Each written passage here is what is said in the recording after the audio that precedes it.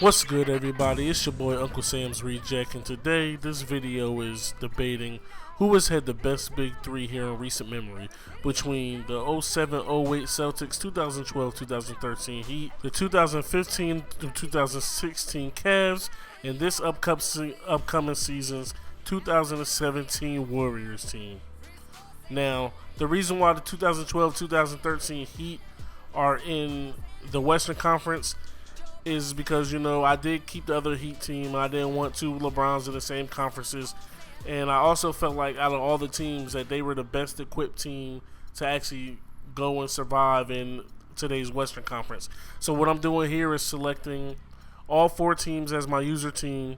That way I can make sure without a doubt that they will not make any trades, pick up any free agents, anything. We're going to keep the same teams that these teams had that whole year.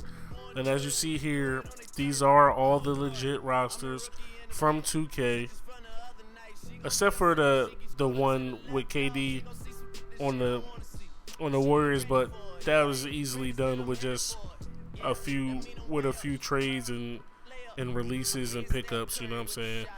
So I think the team I'm going to go ahead and pick to win this whole thing, to be the best out of them all, is the 2007-2008 Celtics. That was my squad back in 2K7, 2K8. Not going to lie, I handed out a lot of L's with that team.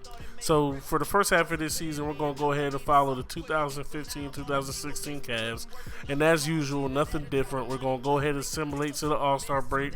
See where everybody is, see who's averaging what, see who's in contention for the single awards, etc., etc. Nothing new here.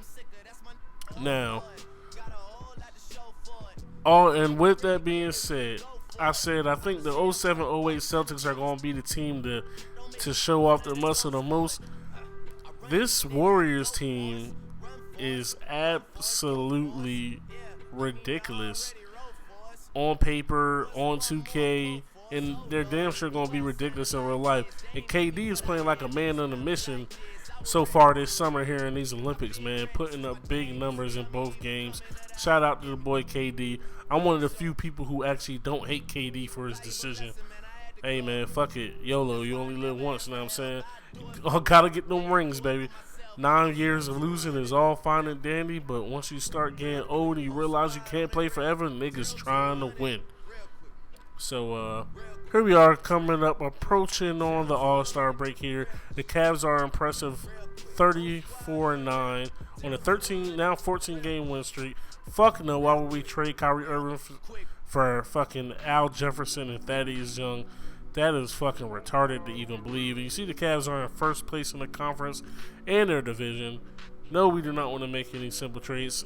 See, this is exactly why I made sure I was every team, because these trade offers, like the computer offers some wild random shit, and the other computer, for some reason, their trade logic just believes those are good ass trades. But here you are, you see it. The Cleveland Cavaliers are in first place in the East. 07-08 Celtics are in second.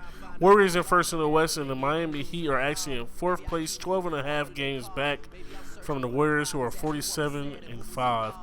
Now you see here the league leaders in points, the top 10. Now you see Steph and KD put up numbers, of course, and then coming in at number 10 is Clay. Now, one thing I wanted to discuss is something I seen in the picture that I got from Bleacher Report. Is that picture was highly disrespectful.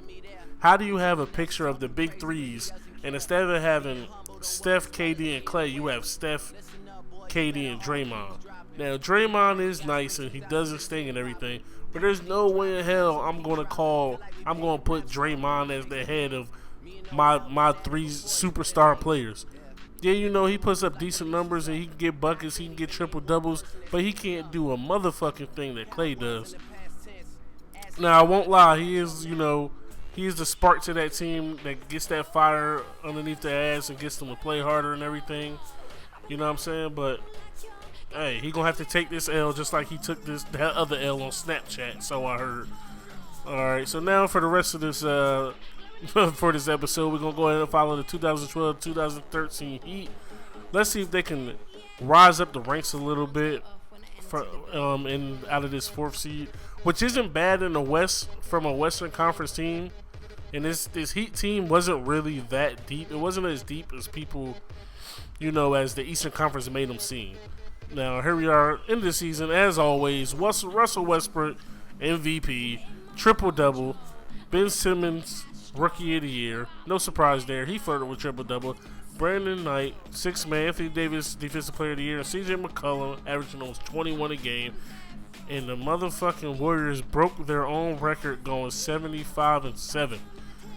That's ridiculous and it's scary realistic for what they could do in real life. Now, here are the All-NBA first through third teams. The all defensive first through second team. And then, of course, capping that off, you have the all rookie first and second team. Really no surprises here. You see people putting in work and getting placed where they pretty much would get placed in real life. Pretty much where they've always been. But let's look at the rest of these stats here. Miami did end up finishing 4th in the conference. Cavs and Boston did end up finishing 1 and 2, with the Detroit Pistons in 3rd, 16 games back from 1st. So here are the end of the year scoring. Kyrie Irving averaged 28, LeBron averaged 25, KD averaged 24. That shit is wild. Let's go ahead and simulate this first round here. Each one of our teams should get through this pretty easily. Now the Heat have to play the Warriors second round. Not sure how I feel about that. Celtics got to give the Pistons that work because the Pistons definitely really don't have anybody special that we're scared of. And the Heat get beat badly, 4-1, and the Celtics get upset in 7 games. I don't know what's up with the Pistons lately, man. Here are my last few simulations. The Pistons have been making it deep into the playoffs and sometimes even the finals. Damn, look, I fucking spoke that shit into existence. They beat the Cavs 4-1. Somebody had to be hurt there. And of course, as you would think now, definitely, the Golden State Warriors easily walk away with the title, beating the Pistons 4-1. So according to 2K right here in this simulation, the 2016-2017 Warriors are the best big three that money can buy right now.